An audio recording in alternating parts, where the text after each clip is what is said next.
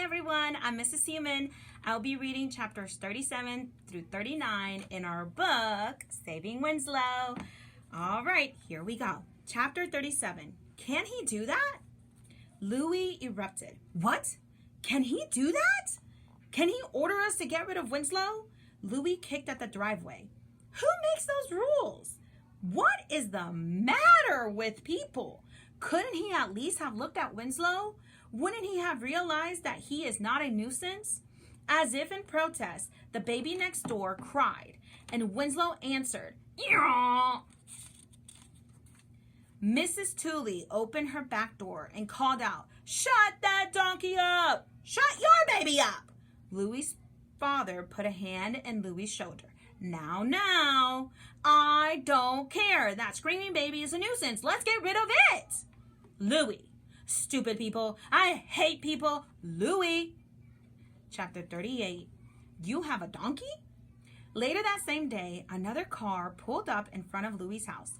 A woman in a khaki-colored uniform stepped out and then reached back inside for a clipboard. Louis froze. Was this about Gus? She was as thin a person as Louis had ever seen. So thin, you could see the bones of her hollowed face.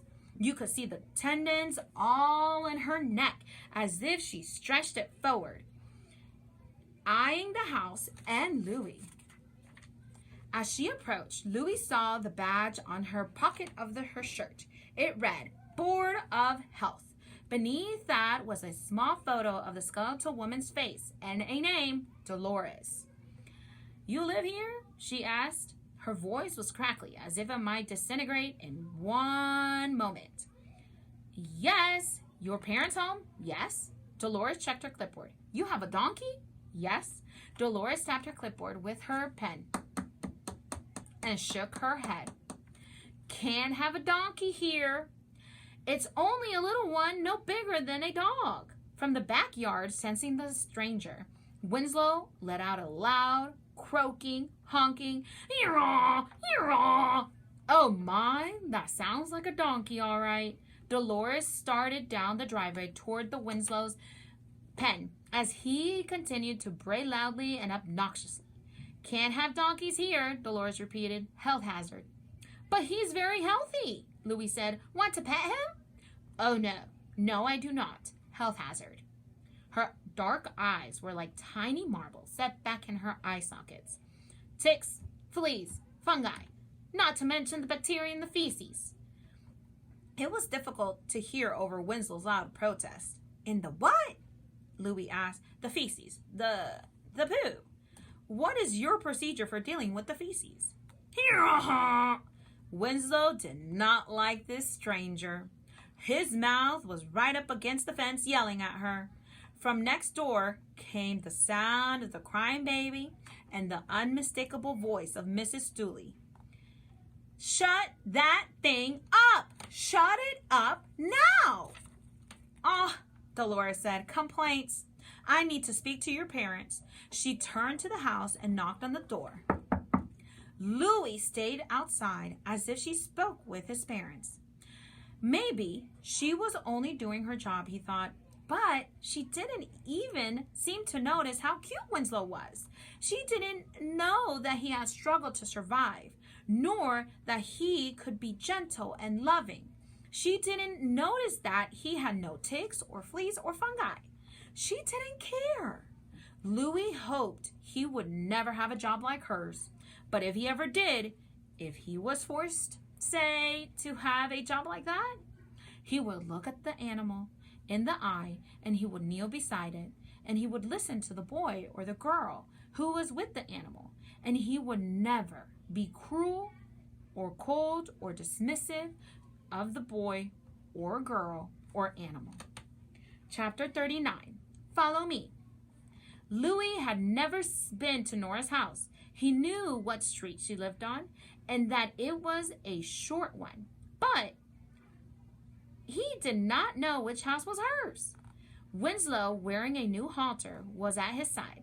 Louis walked the length of her street, hoping that maybe she would be outside, and then turned and walked back down the other side, kicking at the pebbles along the way. Stupid animal, control officer. Stupid board of health. Stupid regulations. He sensed that Winslow at his side sympathized. Stupid Mrs. Stooley. Stupid crying baby. Hey, Louie! It was Nora standing at the door of a small white house. She came down the walk, pulling on her jacket. This way, she said, motioning to the path across an empty lot.